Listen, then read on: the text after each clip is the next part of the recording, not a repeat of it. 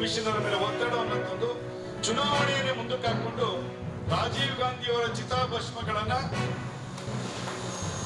ಮುಂದೆ ವಿಧಾನಸಭಾ ಚುನಾವಣೆಯಲ್ಲಿ ಭಾರತೀಯ ಜನತಾ ಪಾರ್ಟಿ ಸ್ಪಷ್ಟ ಬಹುಮತದೊಂದಿಗೆ ರಾಜ್ಯದಲ್ಲಿ ಅಧಿಕಾರಕ್ಕೆ ಬರಬೇಕು. ಅದು ಆಗ್ಬೇಕು ಅಂತ ಹೇಳಿದ್ರೆ ತಮ್ಮೆಲ್ಲರ ಪಾತ್ರ ಬಹಳ ಪ್ರಮುಖವಾಗಿರುವಂತದ್ದು. ಭಾರತೀಯ ಜನತಾ ಪಾರ್ಟಿಯ ಭವಿಷ್ಯ ಅಷ್ಟೇ ಅಲ್ಲ, ರಾಜ್ಯದ ಭವಿಷ್ಯವೂ ಕೂಡ ಈ ಮತಪಟ್ಟಿಯ ಪರಿಷ್ಕರಣೆಯಲ್ಲಿ ಅಡಗಿರುವಂತದ್ದು. ನಾನು ನಿಮ್ಗೆ ಹೇಳುವಂತ ಅವಶ್ಯಕತೆನೂ ಕೂಡ ಇಲ್ಲ. ಯಾಕಂದ್ರೆ ತಾವೆಲ್ಲರೂ ಕೂಡ